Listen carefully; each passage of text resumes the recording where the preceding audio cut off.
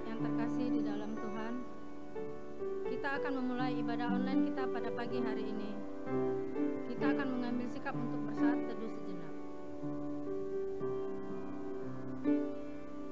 Bersorak-soraklah bagi Tuhan, hai seluruh bumi.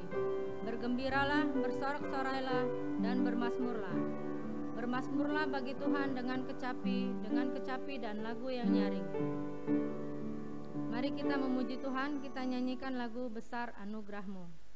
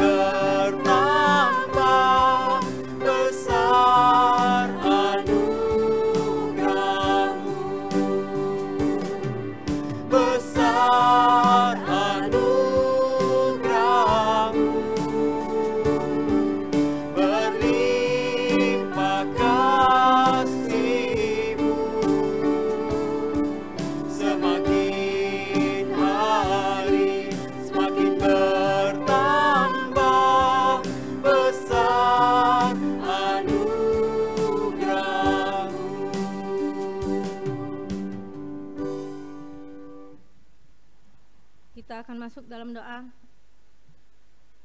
Mari kita berdoa. Bapa di dalam surga, kami datang ke hadirat-Mu saat ini, bersyukur untuk kasih-Mu dalam kehidupan kami, jemaat-Mu saat ini. Saat ini kami sudah berkumpul bersama di rumah-Mu yang kudus ini. Kiranya Tuhan memberkati setiap kami, dan semoga ibadah ini bisa berkenan dan menyenangkan hati-Mu Tuhan. Terima kasih Tuhan. Berkati ibadah kami pagi hari ini. Hanya di dalam nama Tuhan Yesus kami berdoa dan mengucap syukur. Amin. Kita akan beresponsoria. Responsoria pagi hari ini diambil dari buku KPPK nomor 50. Jemaat kami undang untuk berdiri. Apakah Tuhan itu berkenan kepada korban bakaran dan korban sembelihan, sama seperti kepada mendengarkan suara Tuhan? Sesungguhnya mendengarkan lebih baik daripada korban sembelihan, memperhatikan lebih baik daripada lemak domba-domba jantan. Jika kamu dengan sungguh-sungguh mendengarkan perintah yang kusampaikan kepadamu pada hari ini, sehingga kamu mengasihi Tuhan Allahmu dan beribadah kepadanya dengan segenap hatimu dan dengan segenap jiwamu, maka Ia akan memberikan hujan untuk tanahmu pada masanya, hujan awal dan hujan akhir, sehingga engkau dapat mengumpulkan gandummu, anggurmu, dan minyakmu. Dan Dia akan memberi rumput di padangmu untuk hewanmu, sehingga engkau dapat makan dan menjadi kenyang. Tidak mungkin pohon yang baik itu menghasilkan buah yang tidak baik, ataupun pohon yang tidak baik itu menghasilkan buah yang baik. Jadi dari buahnya lah kamu akan mengenal mereka. Bukan setiap orang yang berseru kepadaku, Tuhan, Tuhan, akan masuk ke dalam kerajaan sorga, melainkan dia yang melakukan kehendak Bapa-Ku yang di sorga. Bersama-sama. Tetapi hendaklah kamu menjadi pelaku firman dan bukan hanya pendengar saja, sebab jika tidak demikian, kamu menipu diri sendiri. Jemaat kami persilakan duduk kembali.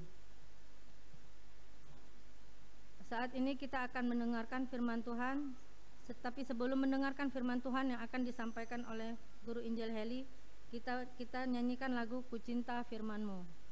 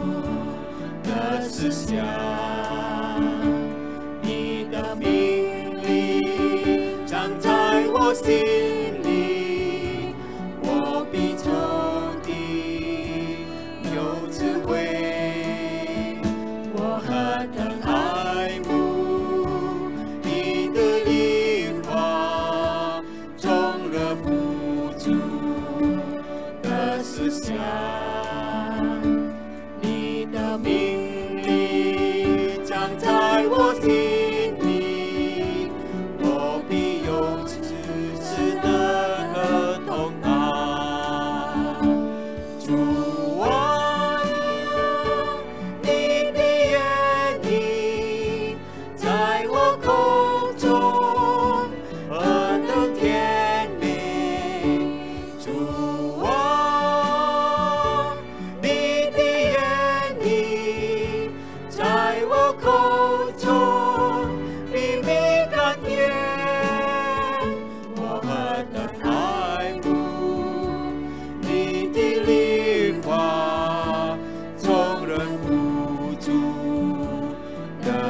下，你的命令藏在我心里，我必有此刻同跑。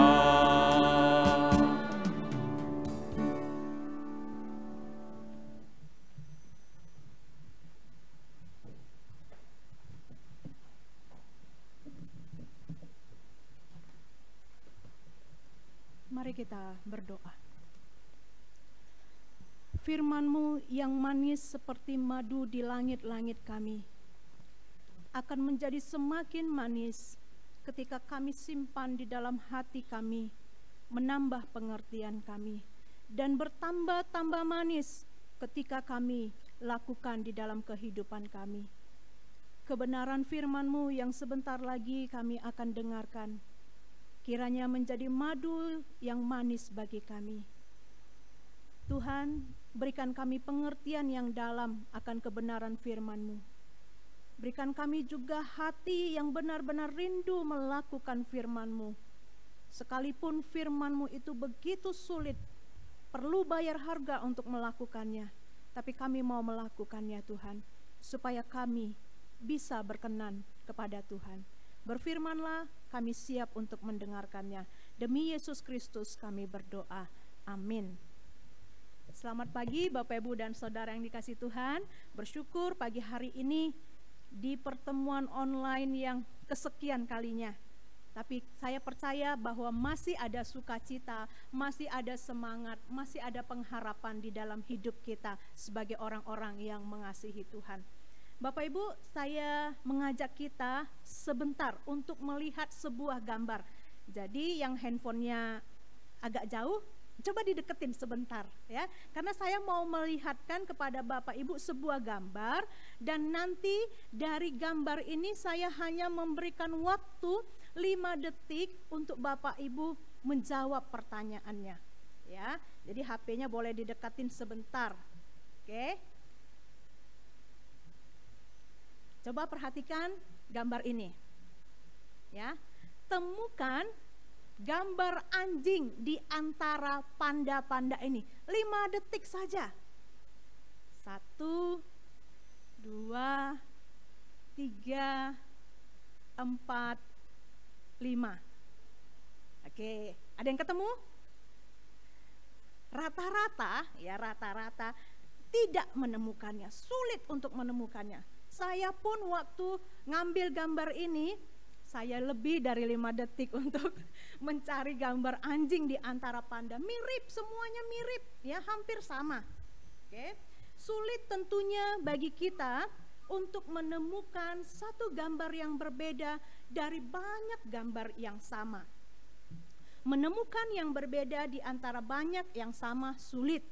Dan menjadi yang berbeda itu di antara banyak yang sama lebih sulit lagi. Ya, saya pikir anjing itu yang paling sulit, ada di tengah-tengah panda yang sekian banyak jumlahnya sama. Hari ini juga kita mau belajar tentang seorang yang Tuhan temukan berbeda dari banyak orang di masanya. Ya, saya mengajak kita membuka dari Kejadian pasal yang kelima.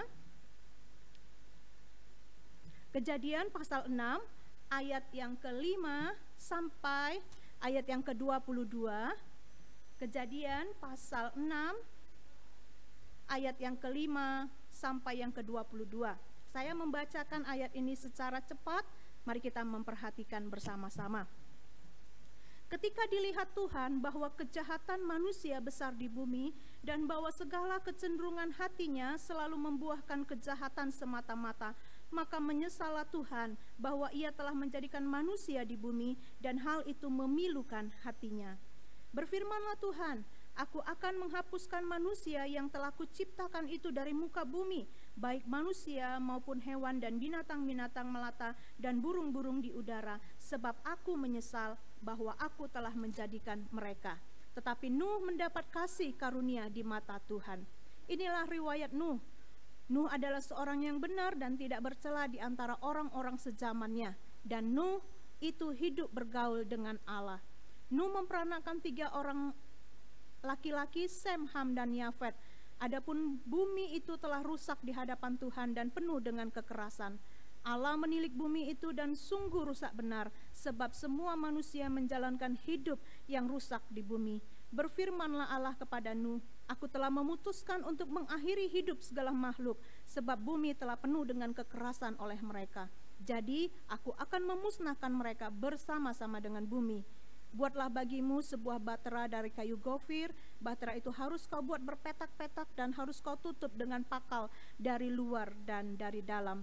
Beginilah engkau harus membuat bahtera itu 300 hasta panjangnya, 50 hasta lebarnya, dan 30 hasta tingginya. Buatlah atap pada bahtera itu dan selesaikanlah bahtera itu sampai sehasta dari atas, dan pasanglah pintunya pada lambungnya. Buatlah bahtera itu bertingkat bawah, tengah, dan atas. Sebab sesungguhnya aku akan mendatangkan air bah meliputi bumi untuk memusnahkan segala yang hidup dan bernyawa di kolong langit. Segala yang ada di bumi akan mati binasa. Tetapi dengan engkau aku akan mengadakan perjanjianku, dan engkau akan masuk ke dalam bahtera itu, engkau bersama-sama dengan anak-anakmu dan istrimu dan istri anak-anakmu.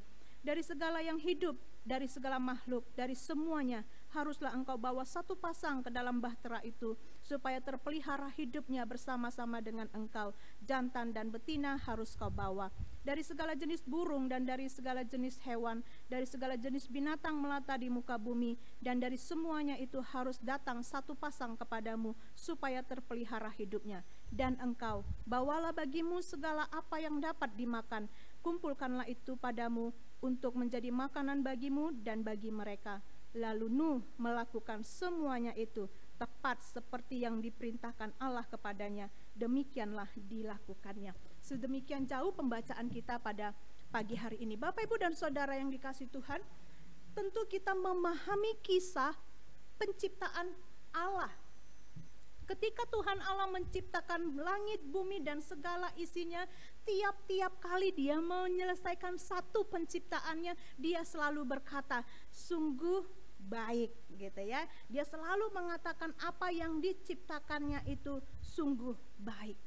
Dan ketika Tuhan Allah menciptakan manusia, dia berkata kembali bahwa ciptaannya itu sungguh amat baik. Satu hal yang sangat indah. Ketika Allah menciptakan alam semesta termasuk seisi-isinya, dia berkata semuanya itu sungguh amat baik.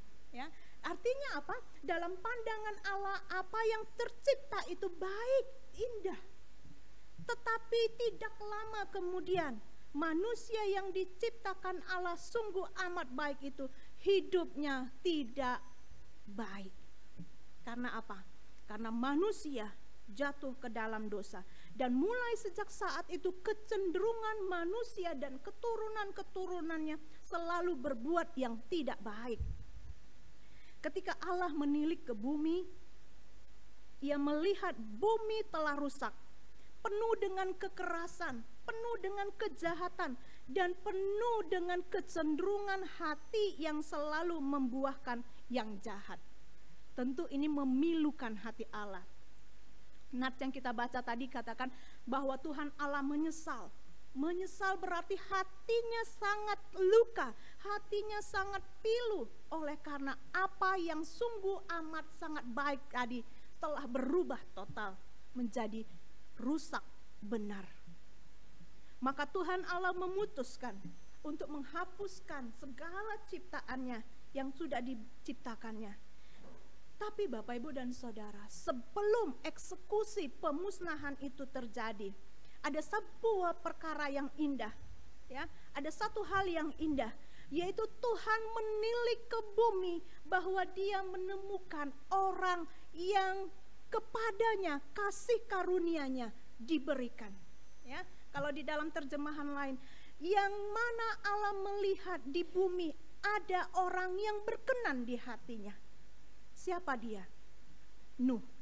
Ya, Nuh adalah orang yang membuat Allah memberikan kasih karunia kepadanya. Kepada Nuh hati Allah berkenan. Oleh karena itu Allah membuat sebuah perjanjian dengan Nuh. kalau nanti semua makhluk hidup, manusia dan semua yang kuciptakan akan kumusnahkan, tetapi terhadap engkau aku merencanakan hal yang lain. Sebuah hal yang istimewa tentu. Lalu kita bertanya, kalau demikian apa yang membuat sampai Allah berkenan atas Nuh? Mengapa Tuhan Allah berkenan atas Nuh sehingga membuat perjanjian bahwa Nuh tidak akan turut dalam pembinasaan yang akan terjadi?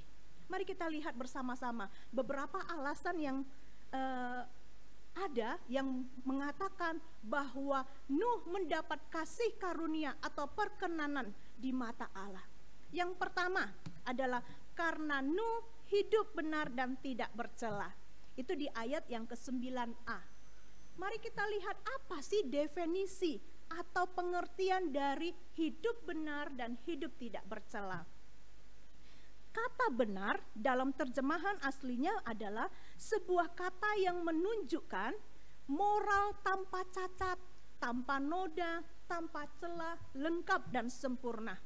Tidak jauh berbeda dengan definisi tidak bercela, yaitu yang melukiskan hasil yang sempurna seorang tukang bangunan yang handal, di mana bangunan yang dihasilkannya itu lengkap, sempurna dan tidak ada cacatnya.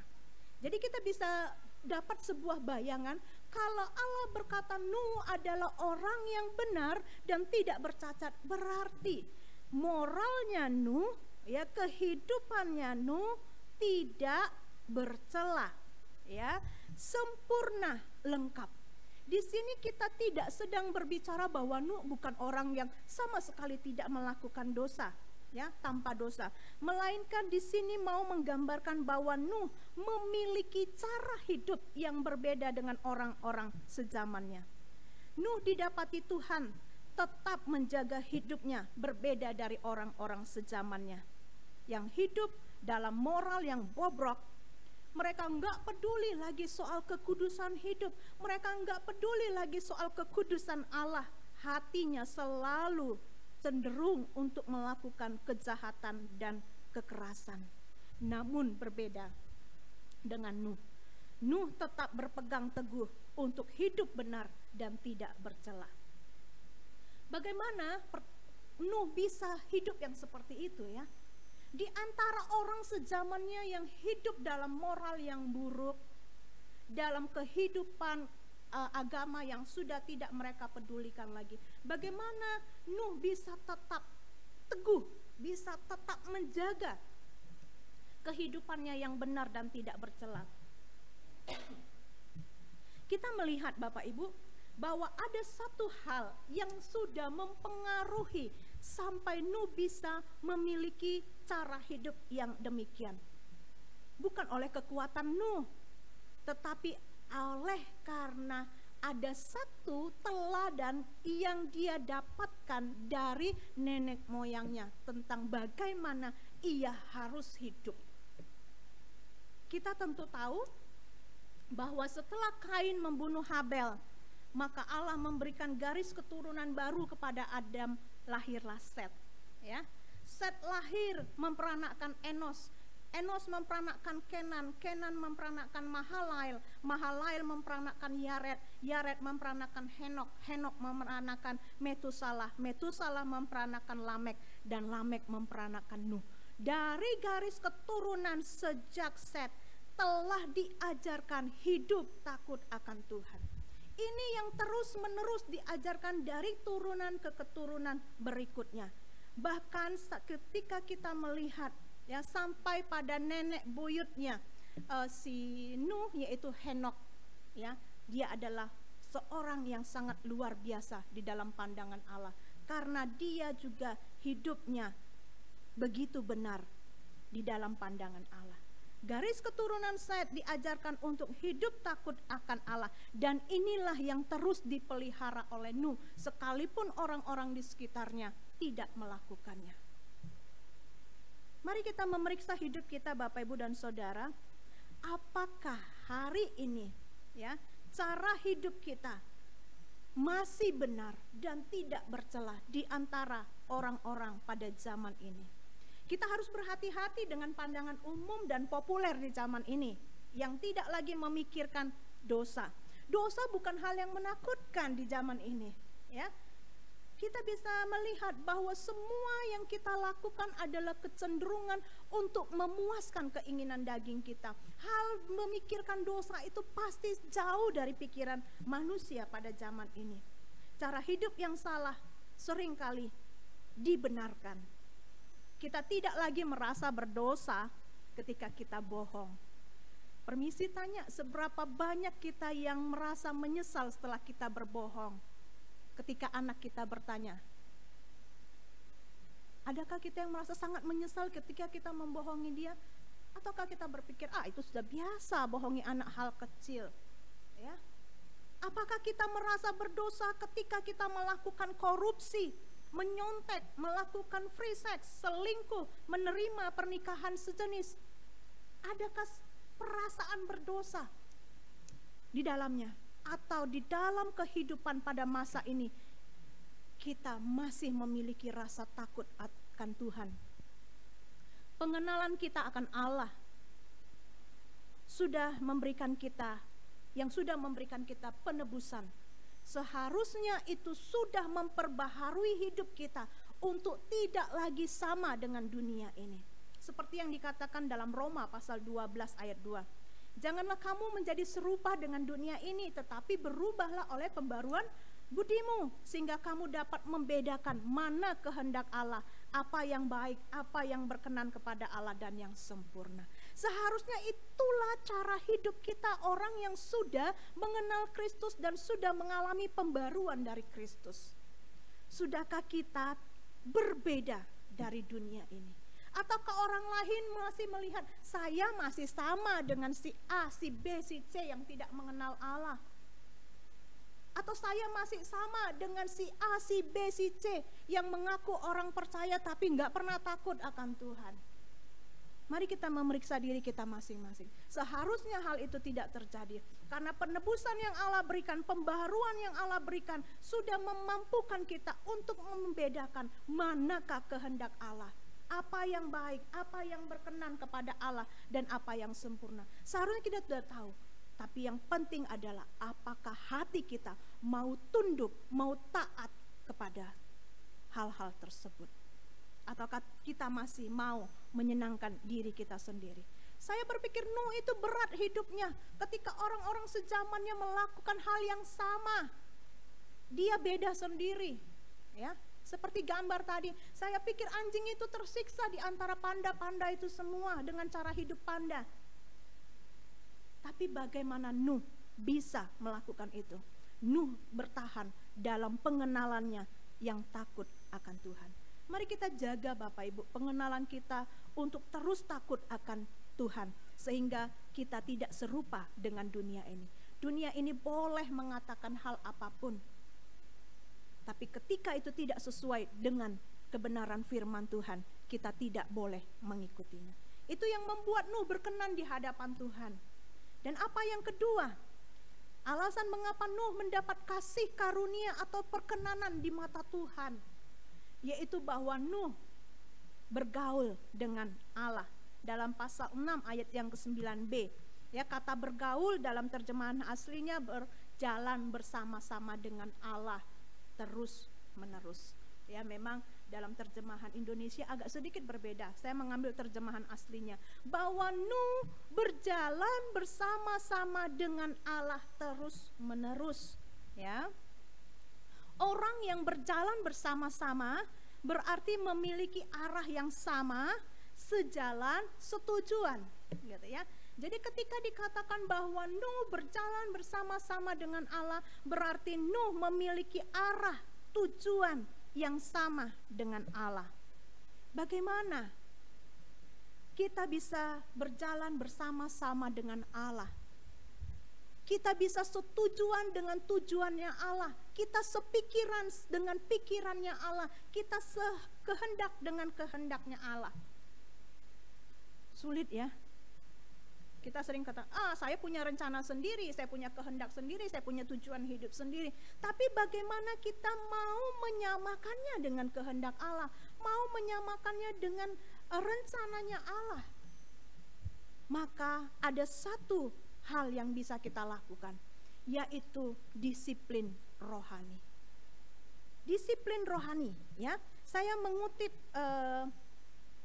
sebuah pengertian yang dibuat oleh Johan Setiawan, yaitu disiplin rohani adalah setiap aktivitas yang bisa membantu kita memperoleh kekuatan untuk menjalani hidup yang sesuai dengan Kristus ajarkan dan contohkan, ya. Jadi aktivitas apa yang membantu kita untuk memperoleh kekuatan menjalani hidup serupa dengan Kristus. Oke, saya mengajak kita berpikir sejenak. Kira-kira perkara-perkara apa, hal-hal apa, aktivitas apa yang Bapak Ibu bisa lakukan untuk bisa hidup seperti Kristus? Sudah ada jawaban? Bentuk-bentuknya banyak Bapak Ibu. Di antaranya adalah waktu teduh, saat teduh kita, doa pribadi kita, persekutuan, baca firman, dan bersaksi. Ini adalah bentuk-bentuk disiplin rohani yang bisa menolong kita untuk memiliki arah, tujuan, dan jalan cara hidup yang sama dengan Kristus. Kalau kita nggak mau melakukan ini, jangan pernah berharap bahwa saya bisa hidup seperti Kristus, saya bisa berjalan bersama dengan Kristus, berjalan seperti Kristus berjalan. Tidak bisa. Kedisiplinan sangat diperlukan untuk kita bisa memasuki kehidupan menuju kesempurnaan seperti Kristus, ya. Oleh karena itu, latihlah diri kita dalam disiplin rohani ini. Dalam saat teduh, dalam doa, dalam persekutuan, baca firman, dan sebagainya. Melatih diri. Itu makanya melatih itu perlu waktu yang terus menerus. Bukan 1 kali, 2 kali, 3 kali.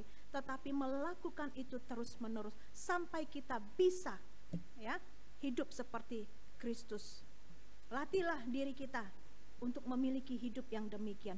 Inilah juga yang dilakukan oleh Nuh di dalam kehidupannya, ya. Henokh sebagai kakek buyutnya telah mengajarkan Nuh untuk bisa meneladani Allah di dalam kehidupannya. Masihkah hari-hari ini ada semangat dalam diri kita sebagai orang-orang percaya mengerjakan disiplin rohani? Khususnya dalam masa-masa pandemi COVID, begitu banyak waktu dalam hidup kita, ya. Lebih panjang waktu kita punya kesempatan bisa membaca Alkitab, berdoa.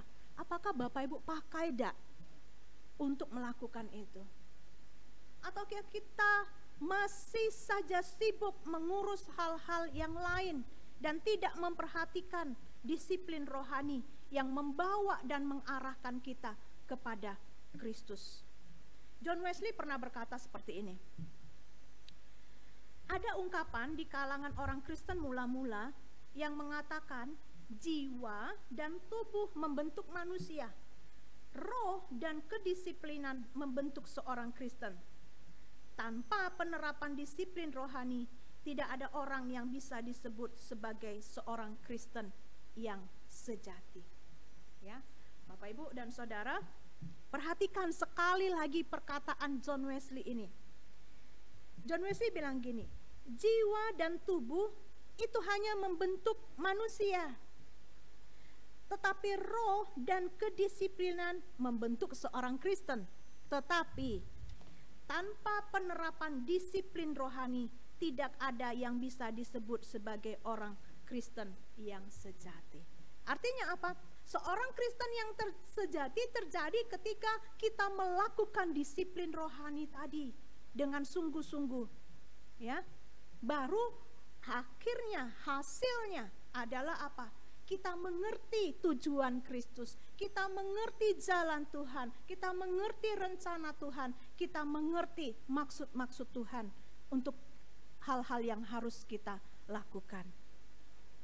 Bapak, Ibu, dan Saudara, sekali lagi saya mengajak kita, masihkah kita semangat melakukan disiplin rohani kita, sehingga kita bisa berjalan bersama-sama dengan Kristus. melakukan apa yang Kristus lakukan, mengerjakan apa yang Kristus kerjakan. Itu hal yang kedua. Dan hal yang selanjutnya, hal yang ketiga, ya, mengapa Nuh mendapat kasih karunia dari Tuhan, mengapa Nuh berkenan di hadapan Tuhan, adalah karena Nuh melakukan semua perintah Tuhan dengan tepat. Itu di ayat yang ke-22. Melakukan semua perintah Tuhan dengan tepat adalah gambaran totalitas ketaatan Nuh kepada Allah. Ya. Ketaatan Nuh terwujud dalam tindakannya, melakukan perintah Tuhan untuk membangun bahtera tepat seperti yang Tuhan minta kepadanya, termasuk semua detail-detail yang Allah sebutkan. Tanpa totalitas ini tidak mungkin bisa terjadi, karena apa yang Allah perintahkan bukan perkara yang gampang untuk Nuh kerjakan. Mari kita sedikit ya melihat detail-detail yang Allah perintahkan kepada Nuh untuk dilakukannya. Dia katakan bahannya harus dari kayu gofir, bentuknya berpetak-petak, 3 tingkat, ada tingkat bawah, di tengah, dan di atas. Kemudian harus dari luar dan dari dalam ditutup dengan pakal. Nah, ukurannya juga dikasih tahu detailnya, ya. 300 hasta kali 50 hasta kali 30 hasta. Jadi kalau dimeterkan, kita nggak biasa ya mengukur dengan hasta. Kalau orang pada masa Nuh, orang Mesir, mereka menghitung 1 hasta itu dari ujung jari sini sampai siku sini, sampai pangkal siku ini, kira-kira 45 cm. Jadi bahtera yang harus dibangun Nuh itu sebesar 135 meter kali 22,5 meter kali 13,5 meter, ya. Dan semua dengan detail-detail yang Allah perintahkan. Dikatakan Nuh melakukannya semua dengan tepat. Nuh mengerjakan dengan tepat, bukan dalam waktu singkat. Nuh bukan ahli bangunan, bukan tukang kayu yang bisa dengan mudah membangun bahtera yang besar. Nuh memerlukan waktu 100 tahun. Sebuah proyek yang bagi orang sezamannya tidak masuk akal, tetapi dikerjakan Nuh dalam ketaatan. Apa yang gak masuk akal bagi orang lain tetapi Nuh kerjakan karena itu perintah Tuhan. Ya memang pasti semua orang akan bilang Nuh bodoh, Nuh gila. Untuk sebuah ketaatan, Bapak Ibu, harus ada harga yang kita bayar. Harus ada pengorbanan, baik itu waktu, tenaga, perasaan, materi dan sebagainya. Sebab tanpa pengorbanan kita belum mengerjakan ketaatan kita kepada Allah. Kalau orang Medan bilang baru ece-ece aja gitu ya. Belum ada ketaatan kalau kita belum melakukannya dengan sebuah pengorbanan dan berani bayar harga. Nuh mengorbankan waktunya 100 tahun untuk membangun bahtera. Nuh bukan pengangguran pada masa itu. Nuh bukan orang yang gak punya kerjaan. Tetapi oleh karena ketaatan, Nuh setia 100 tahun mengerjakan perintah Allah. Berapa banyak tenaga yang terkuras yang Nuh kerahkan untuk membangun bahtera itu. Berapa besar hati yang terluka oleh karena tiap hari mendengar ejekan dan cemoohan orang banyak di sekitarnya yang mengatakan dia bodoh, dia gila. Bapak, Ibu, dan saudara yang dikasihi Tuhan, saat kita mau taat, saat kita mau benar-benar taat pada perintah dan panggilan Tuhan, maka kita harus berani bayar harga, ya, dengan mengorbankan waktu. Seseorang yang dipanggil untuk melayani Tuhan di dalam bidang-bidang pelayanan di gereja, saudara pasti mengorbankan waktu, ya. Datang paling cepat, pulang paling lambat, ya. Kita mengorbankan tenaga, datang untuk latihan. Datang mungkin bukan 1 kali saja untuk latihan, berkali-kali untuk latihan sampai baik-baik, lebih baik dan lebih baik lagi. Kita tentu mengorbankan materi, Ya, ketika kita sering mengambil bagian di dalam pelayanan, untuk taat mengerjakan panggilan pelayanan itu, kita harus bayar dengan materi. Kita harus datang sering, banyak biaya transportasi, mungkin juga kadang kita harus keluarkan, ya sama-sama mau untuk konsumsi dan sebagainya. Ada harga yang harus kita bayar. Belum lagi korban perasaan, ya. Sudah melayani korban pikiran, korban waktu, tenaga, materi, juga korban perasaan. Udah selesai pelayanan, dikomplain sama orang, dibilang gak bagus, dibilang salah, dan sebagainya. Korban perasaan. Saudara, ketika kita mau taat pada perintah Tuhan untuk melayani Dia, maka bayarlah harga ini semua. Ketaatan juga adalah satu bentuk yang kita tidak bisa tawar-tawar. Ya, selain butuh pengorbanan dan bayar harga, ketaatan juga tidak ada tawar-menawar. Saat Tuhan memerintahkan Nuh untuk membangun bahtera, Nuh nggak pernah tawar-menawar dengan Tuhan. Dia nggak berkata, tunggu Tuhan, ku pikir-pikir dulu ya, masuk akal nggak perintahmu ini. Nuh juga nggak berkata, tunggu ya Tuhan, sampai aku merasa mampu untuk melakukannya. Nuh juga sama sekali tidak cari-cari alasan untuk menolak perintah Tuhan. Nuh juga sama sekali tidak bersungut-sungut, walaupun dia punya segudang pertanyaan di kepalanya, apakah dia bisa atau tidak melakukan ini. Tetapi dalam ayat yang ke-22 dikatakan, Nuh melakukan semua perintah Tuhan dengan tepat. Ya, satu hal yang sangat indah. Betapa kita sering tawar-menawar dengan perintah Tuhan. Ya, kita tawar-menawar dengan perintah Tuhan. Ketika Tuhan meminta kita untuk mengampuni, kita bilang, kagetlah Tuhan, ku pikir-pikir dulu. Rasa sakitnya belum hilang, gimana mau mengampuni? Ya. Ketika Tuhan meminta kita untuk memberi, kita bilang, nanti Tuhan, kebutuhanku masih banyak. Keperluanku masih banyak. Ketika Tuhan meminta kita untuk melayani, kita bilang apa? Nanti Tuhan, tunggu aku pensiun. Sekarang masih sibuk, masih banyak proyek, masih banyak gawean. Kaget lah ya. Bapak, Ibu, dan Saudara, tawar-menawar sesungguhnya adalah bentuk ketidaksiapan kita untuk taat kepada Allah. Tetapi ini tidak terjadi kepada Nuh. Nuh sama sekali tidak memikirkan harga yang dia harus bayar. Nuh sama sekali juga enggak tawar-menawar dengan perintah Tuhan. Semua dilakukannya totally taat kepada Allah. 3 perkara inilah yang membuat mengapa Allah menurunkan kasih karunia. Mengapa Allah berkata, aku berkenan kepadamu Nuh, sehingga aku membuat sebuah perjanjian tidak membawa engkau turut dalam pembinasaan yang akan terjadi. Sungguh indah sekali Bapak Ibu. 3 hal yang tadi kita sudah pelajari, yang ditemukan Allah dalam diri Nuh sehingga Nuh berkenan di mata Allah, dan Allah menganugerahkan keselamatan bagi Nuh dan seisi keluarganya. Hari ini ketika Tuhan menilik ke bumi, apakah masih Dia menemukan orang-orang yang hidup berkenan di dalam pandangan Allah? Apakah ketika hari ini Tuhan menilik ke bumi, Dia melihat saya sebagai orang yang berkenan atau tidak? Apakah ketika Dia hari ini menilik ke bumi, Dia menemukan jemaat Emmaus yang hidup berkenan kepada Dia atau tidak?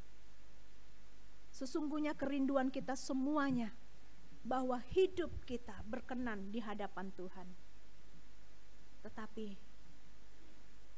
maukah kita seperti Nuh untuk bisa berkenan kepada Tuhan? Nuh sungguh-sungguh mau hidup benar dan tidak bercelah di antara orang sezamannya. Nuh mau berjalan, mau melakukan kehidupan Kristus di dalam kehidupannya. Dan Nuh mau taat sepenuhnya kepada perintah Tuhan. Untuk hidup berkenan bagi Allah, kita butuh anugerah. Kita tidak punya kemampuan apa-apa. Kita butuh anugerah. Dan Yesus Kristus telah Allah berikan sebagai anugerah terindah dalam hidup kita, yang memberikan kita jalan untuk kita bisa berkenan kepada Allah. Tanpa Kristus kita tidak akan pernah bisa menjadi orang yang berkenan kepada Allah. Hari ini saat Dia sudah menganugerahkan Yesus Kristus bagi kita, yang menolong, memampukan kita untuk bisa hidup berkenan kepada Allah, maukah kita sungguh-sungguh hidup bagi Kristus? Dunia dan orang-orang di zaman ini sudah rusak benar, sudah tidak lagi peduli terhadap kekudusan, sudah tidak lagi memikirkan tentang takut akan Tuhan. Tapi adakah kita berbeda dari mereka? Tuhan rindu hari ini menemukan orang-orang yang masih menjaga hidupnya takut akan Tuhan. Saya rindu saya menjadi Nuh, seperti Nuh yang dipandang, dilihat Allah berkenan di matanya. Saya percaya juga itu kerinduan kita bersama, bahwa Tuhan akan melihat kita berkenan di matanya. Berjuanglah sungguh-sungguh dalam anugerah Allah untuk kita bisa menjalankan hidup seperti Nuh. Anugerah Allah tersedia bagi kita. Karena itu, kalau kita bisa hidup hari ini, kita hiduplah sungguh-sungguh bagi Kristus. Pasti kita berkenan kepada Allah. Mari ambil waktu sejenak. Tundukkan kepalamu di hadapan Tuhan. Rendahkan hatimu di hadapan Tuhan. Dia yang merindukan menjumpai orang-orang yang diciptakannya menjadi pribadi-pribadi yang berkenan di dalam pandangannya, yang dikasihinya, yang atasnya juga direncanakan keselamatan besar. Apakah itu terjadi buat saya? Apakah itu akan terjadi buat saudara? Mari selidiki hati kita, hidup kita selama ini. Apakah kita masih serupa dengan orang-orang di dunia ini yang tidak lagi memikirkan tentang kekudusan hidup? Tapi Tuhan hari ini menyapa kita dengan firman-Nya. Dia rindu menemukan kita sedang mengerjakan 3 perkara yang pernah Nuh lakukan. Menjaga hidup yang benar dan tidak bercela, bergaul dengan Allah dengan disiplin rohani yang baik, dan taat melakukan semua perintah Allah. Berdoalah di dalam hatimu sungguh-sungguh di hadapan Tuhan. Katakan semua bebanmu, kesulitanmu, kendalamu untuk hidup berkenan bagi Tuhan. Dia yang berkuasa memberikan anugerah kepadamu sehingga engkau mampu untuk boleh dibenarkannya dan diberikannya anugerah menjadi pribadi yang berkenan di matanya.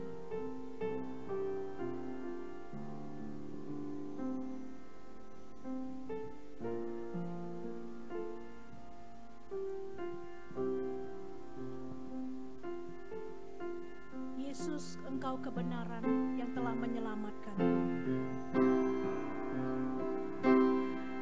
Yesus, Kau kebenaran yang menyelamatkanku. Kau memberikanku hidup dan pengharapan.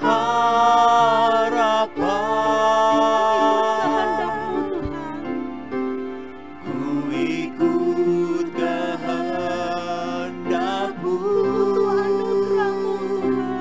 Ku perlu anugerah-Mu.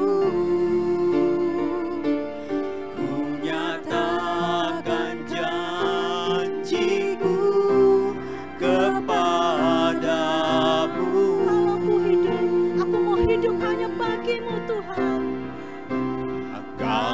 ku hidup bagimu, hatiku tetap menyembahmu. Dunia tak bisa menjauhkanku dari kasih-Mu. Selama ku hidup bagimu, mataku tetap memandangmu. Dunia tak bisa menjauhkanku dari kasih-Mu. Kalau ku hidup bagimu, hatiku tetap menyembahmu. Dunia tak bisa menjauhkanku dari kasih-Mu. Selama ku hidup bagimu, mataku tetap memandangmu. Dunia tak bisa menjauhkanku dari kasih-Mu. Dunia tak bisa menjauhkanku dari kasih-Mu. Dunia tak bisa menjauhkanku dari kasih-Mu. Tuhan, biarlah ini janji kami kepadamu, bahwa dunia tidak bisa memisahkan kami dari Engkau. Apapun yang terjadi di dalam dunia ini, kami mau hidup bagi-Mu. Kami mau hidup berkenan di mata-Mu. Kami mau hidup menyenangkan hati-Mu. Dan kami mau terima kasih karunia keselamatan yang Tuhan janjikan itu buat kami. Inilah hidup kami Tuhan. Kuatkan dan teguhkan kami memperoleh semua perkara-perkara yang indah dalam hidup kami, oleh karena kami menjaga hidup kami berkenan di hadapan Tuhan. Terima kasih Bapa, terpujilah nama-Mu. Demi Yesus Kristus kami berdoa. Amin.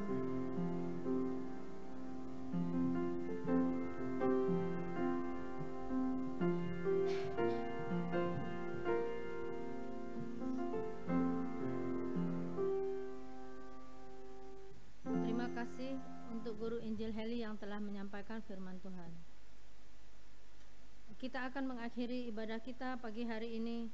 Kita akan berdoa, doa Bapa kami, doksologi, dan doa berkat yang akan disampaikan oleh Pendeta Rudianto. Tahun. 我们在天上的父，愿人都尊你的名为圣，愿你的国降临，愿你的旨意行在地上，如同行在天上。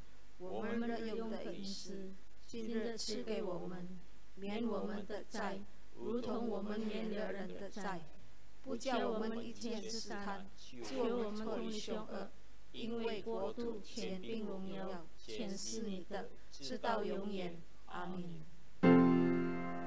Puji Allah Bapa Putra, puji Allah Roh Kudus, ketiganya yang esa. Pohon selamat sumber berkah.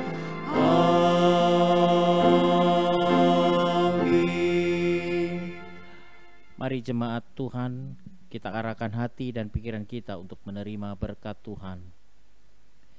anugerah dan damai sejahtera daripada Tuhan kita Yesus Kristus, kasih sayang Allah Bapa serta persekutuan dengan Roh Kudus, itulah yang memberkati kita, melindungi kita, dan menyertai kita dimanapun berada, mulai sejak saat ini, besok, dan sampai selama-lamanya. Amin. Amin. Amin.